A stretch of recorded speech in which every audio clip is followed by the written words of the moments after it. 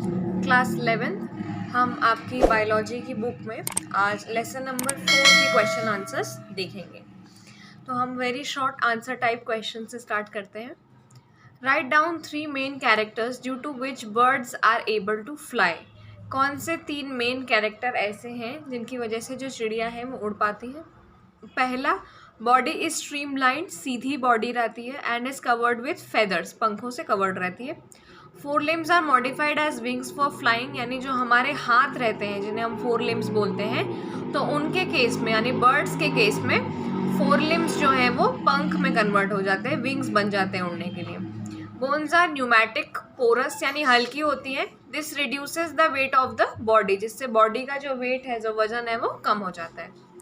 Difference between radial and bilateral symmetry, को any to.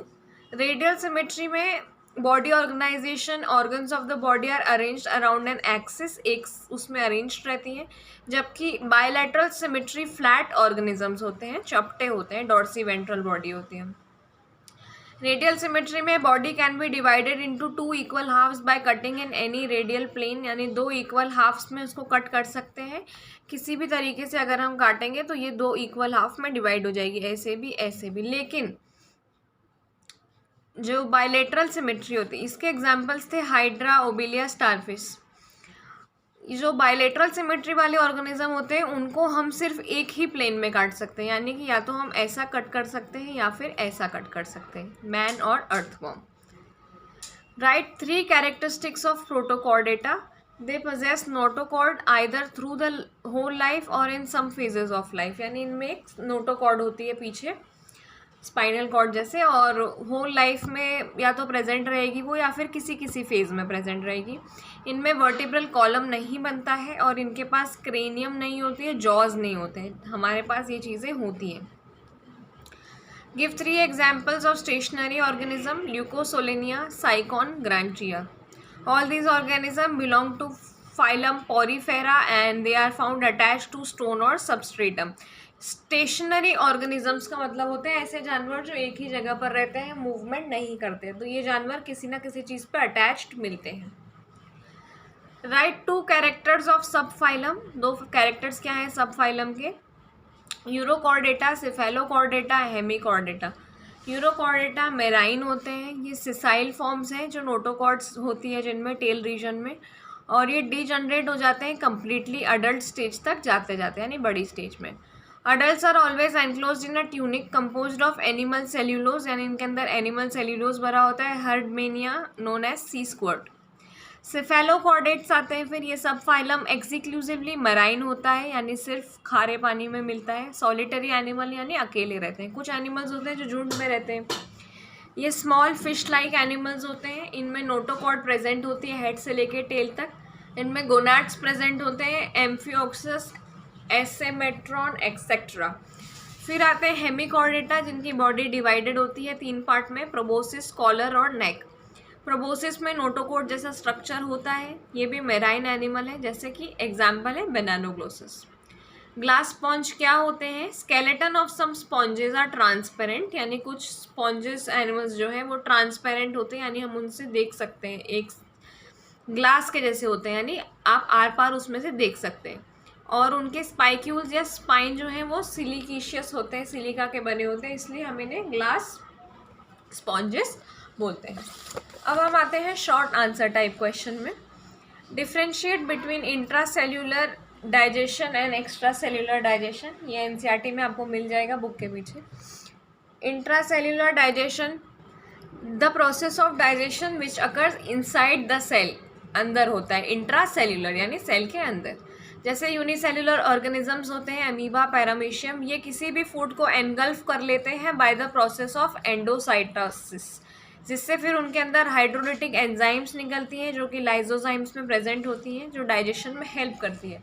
किस तरीके से खाते हैं ये मैं एक डायग्राम बताती हूँ। मान लीजिए एमीबा है और यहाँ कोई फूड पार्टिकल रखा हुआ है, तो एमीबा धीरे धीरे आगे बढ़ेगा और ये फूड पार्टिकल की जगह पर पहुँचकर इसको अपने अंदर ले लेता है। तो ये फूड पार्टिकल जो पहले बाहर था अब इसके अंदर आ गया और फिर ये अपने नॉर्मल शेप में हो जाता है। तो इस प्रोसेस को हम बोलते हैं एंडोसाइटोसिस। उसके बाद after absorption of digested food undigested food is release out of the body by exocytosis process. उसके बाद ये खाने के बाद इसी तरीके से वो उसे जो वेस्ट प्रोडक्ट बचता है उसको निकाल भी देते हैं। जबकि एक्स्ट्रा सेल्यूलर डाइजेशन अगर हम देखें यहाँ पर, तो ये एक प्रोसेस है डाइजेशन की which occurs outside the cell, cell के बाहर होता है। जैसा कि हम मल्टी सेल्यूलर ऑर्गेनिजम्स में होता है कि डाइजेस्टिव सिस्टम एक अलग से सिस्टम है इसके लिए। Right differences between direct and indirect development. क्या डिफरेंस है? डायरेक्ट डेवलपमेंट में लार्वा स्टेज नहीं मिलती है, डायरेक्टली जाइगोट बन जाता है। जैसे ह्यूमंस में, हमारे में देखें तो कोई बीच की स्टेज नहीं होती है, हम सीधे जब बाहर आते हैं तो जाइगोट के फॉर्म में ही आते हैं, rat, elephant, monkey. Indirect development में कुछ स्टेजेस होते हैं, जैसे हम कॉकरोचेस को देखते हैं कि पहले कॉकरोच के बच्चे हमको घूमते हुए दिखते हैं, धीरे धीरे वो बड़े हो जाते हैं, तो वो कॉकरोचेस और फ्रॉग होते हैं। What is the importance of presence of air bladder in fishes. Air bladder का क्या फ़ायदा है, क्या क्यों प्रेजेंट होता है ये उसमें? ये उसको बायोन्सी देता है जिस वजह से वो स्विम कर पाती हैं, आसानी से तैर पाती हैं। अगर अब वो नीचे भी पहुंच जाती है सतह पर तो मतलब अगर वो एकदम नीचे पहुंच जाएंगी तो भी वो ऊपर आ सकती हैं। एक्सोसिटस, रोहू फिशेस इन सब में प्रेजेंट होता है। कॉर्डेट्स और नॉन कॉर्डेट्स के बीच में डिफरेंस, इनमें वर्टिबल कॉलम प्रेजेंट होता है, यानी स्पाइनल कॉर्ड के लिए प्रेजेंट होता है कॉलम, इसमें एब्सेंट होता है। इनका सेंट्रल नर्वस सिस्टम हॉलो होता है, डॉर्सल पोजीशन में होता है। इनका सेंट्रल नर्वस सिस्टम सॉलिड और वेंट्रल होता है। कॉर्डेट्स में हार्ट वेंट्रल पोजीशन में होता है, नॉन कॉर्डेट्स में हार्ट डॉर्सल पोजीशन में होता है। इनमें गिल स्लिट्स प्रेजेंट होते हैं, इनमें गिल स्लिट्स एब्सेंट होते हैं। हीमोग्लोबिन प्रेजेंट होता है आरबीसी में यानी रेड ब्लड सेल में, और इसमें हीमोग्लोबिन अगर प्रेजेंट भी होता है तो वो प्लाज्मा में डिजॉल्व्ड यानी घुला हुआ होता है। एक पोस्ट एनल टेल मिलती है, और जो इनमें एनस जो होती है पोस्टीरियर पोजीशन में होती है, तो कोई टेल नहीं मिलती।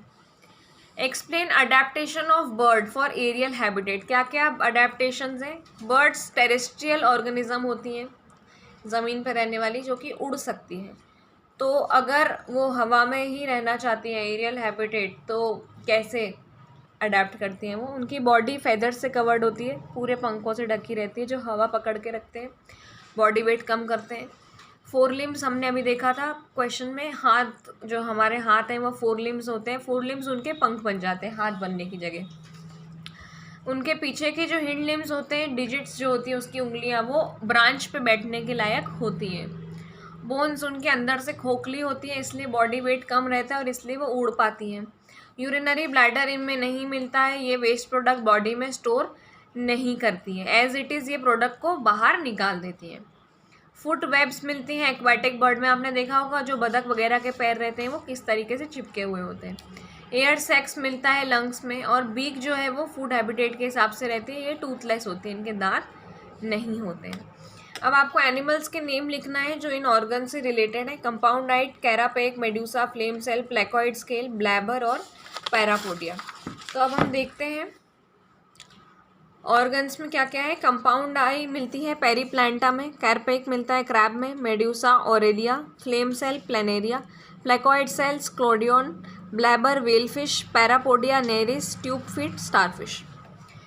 इन सब के बीच में डिफरेंसेस आपको बताने हैं। Coelomate, pseudocoelomate, urochordate and cephalochordates, flatworms, roundworm, bony fish and cartilaginous fish, oviparous, viviparous, diploblastic, triploblastic. Coelomate और एसीलमेट, सूडोसीलमेट में क्या है? Presence of true coelom with mesoderm surrounding the body cavity is called coelomate, जिसके पास true Seelam होती है। वैसे सूडोसीलमेट होती है जिनके पास partially open fluid filled body cavity होती है, जिसमें वेन्स वगैरह नहीं होते, डायरेक्टली बॉडी में जो फ्लूइड रहता है वो फैला हुआ रहता है, इसलिए मेसोडर्म पूरी बॉडी को सराउंड नहीं करती है। यूरोकॉर्डेट और सिफेलोकॉर्डेट, यूरोकॉर्डेट जो है वो मैराइन सेसाइल एनिमल्स होते हैं जिनमें नोटोकॉर्ड होती है और लार्वल स्टेज में, और बाद में वो डीजनरेट यानी ख़त्म हो जाती है। और बाकी सिफेलोकॉर्डेट्स मैराइन होते हैं और इनके पास सॉलिटरी एनिमल्स होते हैं ये, यानी अकेले रहते हैं, जिनके पास नोटोकॉर्ड प्रेजेंट रहती है। Flatworm, roundworm, animal body of प्लेटी हेलमिंथस आर फ्लैट, एक ही साइड से टेपरिंग होती है, जबकि जो ये होते हैं राउंडवॉर्म होते हैं, जैसे कि नेमाथेलमिन्स, ये राउंड शेप के होते हैं। बोनी फिश और कार्टिलेजिनस फिश में, फिशेस जिनके पास बोन्स होती हैं उनको बोनी फिशेस बोलते हैं, ये फ्रेश वाटर में भी मिल सकती हैं और मैराइन में भी मिल सकती हैं, जबकि कार्टिलेजिनस फिश में कार्टिलेज होता है और ये सिर्फ मैराइन यानी खारे पानी की होती है। Oviparous, viviparous. ओविपेरस वो होते हैं जो अंडे देते हैं बॉडी के बाहर, और विविपेरस वो जो सीधे बच्चे देते हैं फीमेल बॉडी, उसमें फर्टिलाइजेशन इज इंटरनल। डिप्लोब्लास्टिक और ट्रिप्लोब्लास्टिक। डिप्लोब्लास्टिक वो होते हैं जिनके एम्ब्रियो 2 जर्म लेयर से बने होते हैं, एक्टोडर्म और एंडोडर्म, जबकि ट्रिप्लोब्लास्टिक वो होते हैं जिनके 3 जर्म लेयर से बनते हैं, एक्टो, मीजो और एंडो। फॉल्स फिश क्या है, एग्जाम्पल के साथ में एक्सप्लेन करना है। Those animals which live in water have the capacity to swim in water like fishes but do not come under class Pisces, so they are called false fish। यानी ऐसे जो पानी के अंदर तो रहते हैं, मछली के जैसे तैर भी सकते हैं, लेकिन उनको हम मछली की क्लास में रखते नहीं हैं। जेलीफिश ये फाइलम सीलेंट्रेट में आता है, डेविल फिश ये ऑक्टोपस जीनस में आता है, और star fish phylum Echinodermata genus Asterias में आता है। ये आपके एनसीईआरटी का next question. All vertebrates are chordates but all chordates are not vertebrate, explain. सारे वर्टिब्रेट्स के 3 इंपॉर्टेंट कैरेक्टर्स होते हैं, नोटोकॉर्ड प्रेजेंट होता है, नर्व कॉर्ड प्रेजेंट होती है, गिल स्लिट्स प्रेजेंट होते हैं। तो जितने भी वर्टिब्रेट्स होते हैं बायलैटरली सिमेट्रिकल होते हैं, इनमें नोटोकॉर्ड जो है वो वर्टिबल कॉलम से रिप्लेस हो जाती है। हार्ट वेंट्रली प्रेजेंट होता है, लेवल ऑफ ऑर्गेनाइजेशन ऑब्जर्व्ड होता है, क्लोज सर्क्यूलेटरी सिस्टम मिलता है, टेल मिलती है। इन सब के बेसिस पे ये बता सकते हैं कि वर्टिब्रेट कॉर्डेट्स तो होते हैं, लेकिन कॉर्डेट्स के पास कॉर्डेट्स वर्टिब्रेट क्यों नहीं होते हैं, क्योंकि वर्टिब्रेट में नोटोकॉर्ड मिलती है एम्ब्रियोनिक स्टेज में, वेयरएज अडल्ट स्टेज को जो है वर्टिब्रल कॉलम रिप्लेस कर लेता है। और कॉर्डेट के पास क्रेनियम जो वर्टिब्रल कॉलम और ब्रेन हो भी सकता है, नहीं भी हो सकता, इसलिए वर्टिब्रेट्स कॉर्डेट्स तो होते हैं, लेकिन कॉर्डेट्स जो होते हैं वो वर्टिब्रेट नहीं होते हैं। Number of offspring produce by oviparous and viviparous organism is equal, yes और नो। ओविपेरस ऑर्गेनिज्म अंडे देते हैं, जबकि विविपेरस डायरेक्ट बर्थ देते हैं। तो जो ऑफस्प्रिंग दोनों में निकलते हैं, यानी जो बच्चे दोनों के बनते हैं, वो इक्वल नहीं होते, क्योंकि ओविपेरस ऑर्गेनिज्म में इंटरनल या एक्सटर्नल फर्टिलाइजेशन होता है। ये बहुत लार्ज नंबर ऑफ एग्स निकालते हैं, बहुत सारे प्रोसेस होते हैं डेवलपमेंट के। हो सकता है कि कुछ एग्स ख़राब हो जाएं और कुछ एग्स जो है वो बच्चों को जन्म दें, जबकि विविपेरस जो होता है वो तो डायरेक्टली बर्थ देता है, इसलिए वो लेस नंबर में देता है, क्योंकि डेवलपमेंट जो है वो मदर के अंदर होता है, कोई लार्वल स्टेज नहीं होती है। If a specimen is provided to you, what step will you take to classify the organism? In spite of different external features and shapes, some basic similarities are found in cellular organization। यानी सिर्फ body का shape और external features के अलावा भी कुछ similarities होती हैं, सेम चीज़ें होती हैं, जैसे सेल्स कितने हैं, बॉडी की सिमेट्री कैसी है, सीलोम कैसा है, डाइजेस्टिव सिस्टम कैसा है, सर्कुलेटरी सिस्टम कैसा है, और रिप्रोडक्टिव सिस्टम कैसा है। ये सारे फीचर्स हम यूज़ कर सकते हैं किसी को भी क्लासीफाई करने के लिए। How structure of coelom and coelomate is helpful in classification of living organism? Coelom is defined as cavity lined by mesoderm, यानी एक खाली जगह होती है जो mesoderm से भरी हुई होती है लाइनिंग में। ये बॉडी वॉल और डाइजेस्टिव ट्रैक के बीच में मिलती है, ज़्यादातर इंटरनल ऑर्गन्स में मिलती है। इसका प्रेजेंस और एब्सेंस एक बहुत बड़ा बेसिस है क्लासिफिकेशन का, क्योंकि जिन ऑर्गेनिजम्स में ये रहती है उन्हें हम सीलोमेट बोलते हैं, जैसे एनिलिड्स, एकिनोडर्मेट्स, कॉर्डेट्स, और जिनमें ये नहीं मिलती उनको हम एसिलोमेट बोलते हैं, जैसे स्पॉन्ज, सीलेंट्रेट, फ्लैटवर्म। कुछ अदर में मीजोडर्म जो है वो स्मॉल पैक्स के फॉर्म में मिलती है, स्कैटर्ड मिलती है, फैली हुई मिलती है आउटर एक्टोडर्म और इनर एंडोडर्म के बीच में। तो ऐसे ऑर्गेनिज्म को सूडोसिलमेट बोलते हैं, जैसे roundworm, ascaris. Arthropoda is regarded as largest groups of animal. क्या रीज़न है इसका कि इनको सबसे बड़ा ग्रुप मानते हैं? ये सबसे ज़्यादा सक्सेसफुल और लार्जेस्ट ग्रुप होता है एनिमल्स का, क्योंकि इनकी कम से कम 9 लाख स्पीशीज़ है, जिसमें से 7 लाख स्पीशीज़ इंसेक्टा में मिलती है, इंसेक्ट्स के फॉर्म में। और इनके अडेप्टेशंस की वजह से 2/3 पार्ट जो है वो पूरे वर्ल्ड में प्रेजेंट्स है। अब क्या क्या इनके रीज़न है? पहला, लेग्स स्मॉल सेगमेंट में डिवाइडेड होते हैं।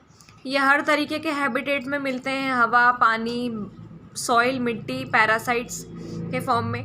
इनकी बॉडी ट्रिप्लोब्लास्टिक होती है, बायलैटरली सिमेट्रिकल होती है, ट्रू सीलियम इसमें रिड्यूस होता है, सर्कुलेटरी सिस्टम इनका ओपन होता है, एक्सक्रीटरी सिस्टम जो है मैल्फिजन ट्यूब्यूल्स के फॉर्म में है, कंपाउंड आइज मिलती है, रेस्पिरेशन ट्रेकियल सिस्टम के थ्रू होता है, और segments of the body bear paired jointed lateral appendages, जुड़े हुए पैर होते हैं, और बॉडी जो है वो एक्सोस्केलेटन काइटिन में प्रेजेंट होती है। जैसे कॉकरोचेस को कभी आपने अगर पकड़ के देखा हो तो वो बहुत हार्ड लगता है, क्यों? क्योंकि उनकी बॉडी थिक एक्सोस्केलेटन से कवर्ड होते हैं, जिसको हम काइटिन बोलते हैं। Is there a lack of knowledge of basis feature then you will face problem to classify animal. क्या अगर लगता है कि नॉलेज कम है बेसिक फीचर्स की तो प्रॉब्लम होगी? हाँ, क्या क्या प्रॉब्लम हो सकती है? अगर आपको नहीं पता है तो different level of organisation can be found in different organism, जैसे सेलुलर लेवल, टिश्यू लेवल। कुछ एनिमल्स रेडियली सिमेट्रिकल होते हैं, कुछ बायलैटरली सिमेट्रिकल होते हैं, हमने पढ़ा है अभी डिफरेंस दोनों में। किसी का क्लोज सर्कुलेटरी सिस्टम होता है, किसी का ओपन होता है। कुछ एक्स्ट्रा सेल्यूलर डाइजेशन शो करते हैं, कुछ इंट्रा सेल्यूलर शो करते हैं। और थस ई सिलोमेट भी हो सकते हैं, सिलोमेट भी हो सकते हैं, सूडो सिलोमेट भी हो सकते हैं। इसलिए अगर बेसिक नॉलेज नहीं है तो हमको प्रॉब्लम हो सकती है। इसके साथ में आपके सारे ये वाले क्वेश्चंस ख़त्म हो गए हैं।